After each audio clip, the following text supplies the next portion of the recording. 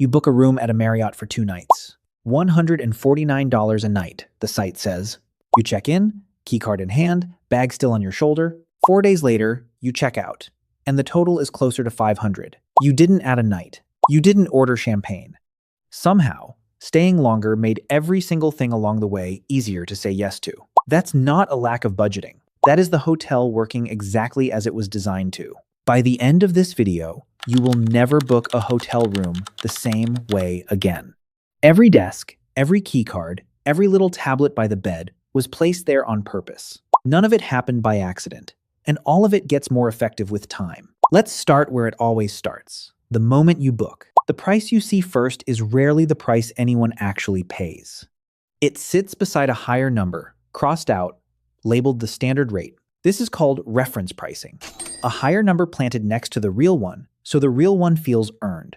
Hotel revenue researchers at Cornell's School of Hotel Administration have studied pricing structures like this for decades. It's the same crossed-out number that turns a regular price into a rescue. From inside a hotel's revenue management system, that crossed-out rate almost never reflects a real price anyone paid. It reflects a number chosen because of how it makes the number beside it feel. You experience a deal. From inside the machine, you are looking at an anchor, not a discount. Below the price, a small line appears. Only 2 rooms left at this rate. A red countdown clock ticks beside it, resetting itself an hour later. In 2019, researchers at Princeton studied more than 11,000 shopping and travel websites for exactly this. They found countdown clocks and low stock warnings, timed to manufacture urgency that had little to do with real inventory. The industry term for this is a dark pattern, an interface designed to produce a decision, not to inform one. You experience pressure to act now. From inside the booking engine, that same clock resets for the next visitor too. Near the final screen, a new line appears that wasn't part of the price up top. A resort fee, sometimes called a destination fee, rarely explained. In 2023, the Federal Trade Commission opened a formal review into exactly this practice across the hotel industry.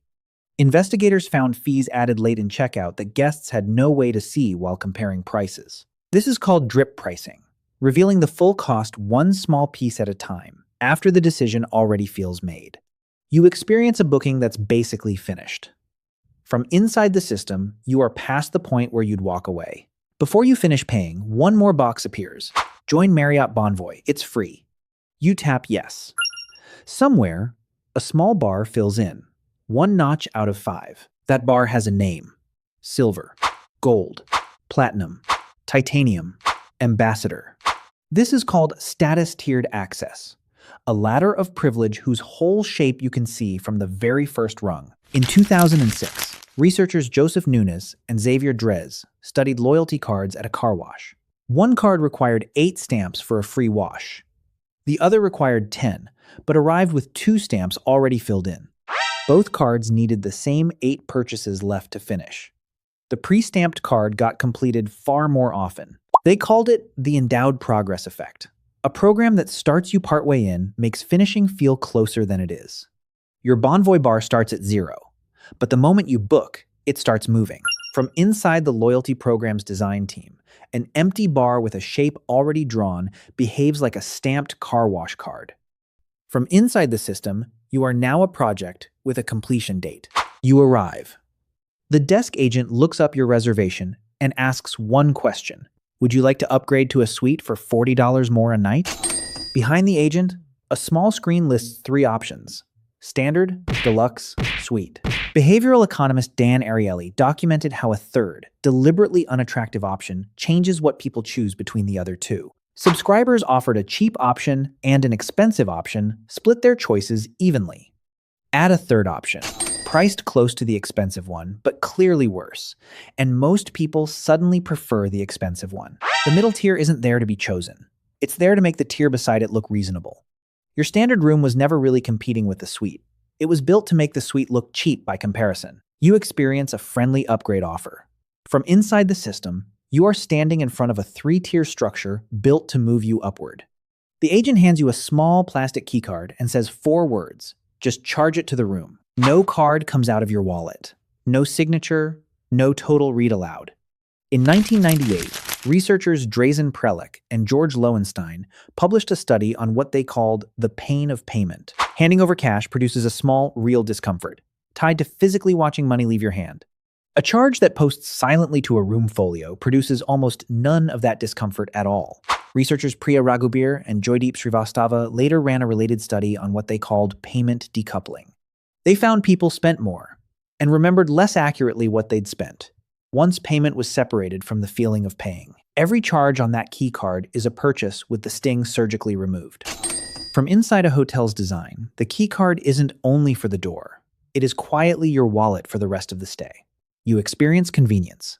From inside the system, every future charge you make is now a frictionless one. And this is the piece that answers the question in the title of this video. A 2-night stay gives that frictionless keycard 2 nights to work with. A 6-night stay gives it 6. The longer you stay, the more chances that small plastic card has to turn spending into something you never feel happen. Walk from the desk toward your room, and the route rarely goes in a straight line. It curves past a glowing spa entrance, a pool visible through tall windows, a lounge with soft lighting. None of this is staged by accident. It's called aspirational staging, showing you the version of the stay you haven't paid for yet. The spa isn't in your booking, but now it's in your head 3 days before you'll actually walk past it again. From inside hotel design, a lobby route is planned the same way a retail floor plan is planned, past the thing they'd like you to buy later. You experience a beautiful hotel. From inside the system, you are walking past next Tuesday's upsell today. Open the minibar, and a chocolate bar sits at eye level, $7. No price marked anywhere in sight. The in-room dining menu sits on the desk, propped open to the page with the highest margin items. This is called captive market pricing, charging premium prices to people who, for the moment, have no competing option nearby. Outside the hotel, that same chocolate bar costs a fraction of the price at a convenience store 2 blocks away. Inside the room, at 11 at night, 2 blocks away, might as well be 2 hours. From inside hotel operations, minibar and room service pricing isn't set by what the item costs. It's set by how inconvenient the alternative is. You experience a quick, easy snack. From inside the system, you are a customer with exactly one available seller. Come back from dinner and something has changed. A chocolate on the pillow. A card. Sometimes. It's not the same every night. Sometimes nothing. Sometimes a small handwritten note. Psychologists have studied unpredictable rewards like this since B.F. Skinner's experiments in the 1950s. A reward that arrives on a random schedule creates stronger anticipation than one that arrives every single time. The industry calls this a version of variable reward, the same structure that keeps a slot machine interesting after the first pull. A predictable turn-down service would feel like housekeeping. An unpredictable one feels almost like a small gift. From inside hotel operations, the inconsistency is often intentional. Predictable warmth stops registering as warmth at all. You experience being cared for. From inside the system, you are being kept slightly, deliberately off balance. Open the Bonvoy app on night 3, and the progress bar has moved again. 2 elite nights credited, 28 to go until gold. Every additional night of this stay counts toward that bar, because status programs count nights, not stays. A 4-night trip moves that bar 4 times further than a 1-night trip ever could. This is the same sunk cost exploitation researchers have documented across loyalty programs. The more you've invested, the harder switching becomes to justify. 2 elite nights feels like nothing on its own. 2 elite nights you'd have to abandon feels like something you're giving up. From inside the loyalty program's design team, a longer stay isn't only more room revenue. It's a bigger investment in a ladder you now feel obligated to keep climbing. You experience momentum toward a reward. From inside the system, you are further from switching to a competitor than you were this morning. The app also starts showing you things it didn't show you on day 1. A dinner reservation suggestion. A spa slot. Recommendations that feel oddly specific to what you actually like. They are specific, because by day 3, the app has more data about this exact stay than it had at check-in. Hospitality researchers who study personalization have found that offers built from a guest's own recent behavior convert at meaningfully higher rates than generic ones. From inside the hotel's systems, every swipe of that keycard becomes training data for the next offer. You experience an app that seems to know you. From inside the system, you are a profile that gets more precise the longer you stay. Remember that resort fee from the booking screen. It isn't a one-time charge. It's a nightly line, posted again, quietly, every single night you stay. Researchers who track hotel pricing call this unbundling, separating a mandatory cost from the room rate so it can be charged repeatedly instead of once. Parking, sometimes. Wi-Fi, sometimes. A resort credit you didn't ask for and rarely fully use. Every one of them is priced per night, not per stay. 2 nights and the fee shows up twice. 6 nights and it shows up 6 times, each one nearly invisible on its own. From inside a hotel's finance team, a per-night fee isn't a rounding error. It scales automatically with the one variable you control least, how long you decided to stay. You experience a small extra charge you barely register. From inside the system, that charge was built to multiply by exactly the number of nights on your reservation. On your last morning, the app sends a notification. Extend your stay. Late checkout until 2. On us. The 2 extra hours are free. They also happen to be scheduled right through lunch. Researchers who study reciprocity have found that a small free gift measurably increases the odds someone says yes to a paid offer that follows it. Right beneath the free 2 hours sits a paid option. Stay through tonight, 20% off the nightly rate. The free hours were never only a courtesy, they were the door left open just before the pitch. From inside hotel operations, a guest still in the building at checkout time is measurably more likely to extend than one who already left. You experience a thoughtful perk. From inside the system, you are being kept in the building for exactly as long as it takes to make one more offer. 2 weeks after you leave, an email arrives. Your Bonvoy points expire in 90 days without activity.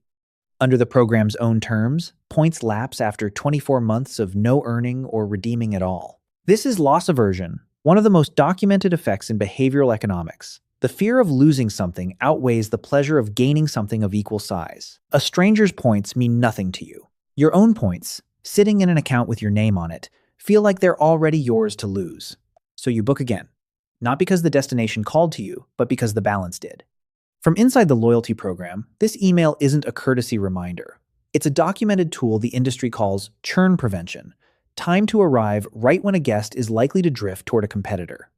You experience a helpful nudge to use what's yours. From inside the system, you are a lapsing account being pulled back before the number resets to 0. Now put the whole stay back together, in order. The crossed-out price anchors what feels like a deal before you've compared anything. The countdown clock manufactures urgency that has nothing to do with real inventory. The resort fee arrives late, after the decision already feels finished. The loyalty bar starts moving the moment you book, because an empty bar with a shape already drawn behaves like a stamped card. The 3-room tiers exist, so the middle one makes the top one look reasonable. The key card removes the sting of every charge that follows it. The lobby route stages a version of the stay you haven't paid for yet. The minibar prices you as a captive customer with no competing seller nearby. The turned-down gift arrives unpredictably, so it lands like warmth instead of routine. The personalized offers sharpen the longer you stay, because every swipe becomes training data.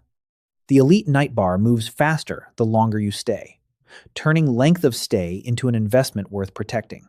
The resort fee resets every single night, scaling automatically with your length of stay. The free late checkout keeps you in the building just long enough for one more offer. And the expiring points pull you back before you ever consciously decide to return. None of these are separate accidents. They are one blueprint, running through every part of the stay, from the first search to the final folio. A credit card removed the sting of a swipe so you'd spend without feeling it. A streaming app removed the friction of choosing so you'd watch without deciding. A hotel key card removed the sting of a charge so you'd spend without noticing, one frictionless night at a time. The mechanism is identical every time. Only the packaging changes. Here's the part worth sitting with. None of this is illegal. None of it is even hidden, technically. It's just never named. Because the entire system works better when you experience it as hospitality instead of design. This isn't about being careless with money, and it was never about willpower. It's a system built by people who study exactly how comfort, convenience, and time move, and design every touch point accordingly. Knowing all of this will not make the next keycard feel any different in your hand. That's not a flaw in you. That's simply how well the design works. The hotel was never testing whether you'd notice. It was testing whether the friction was gone.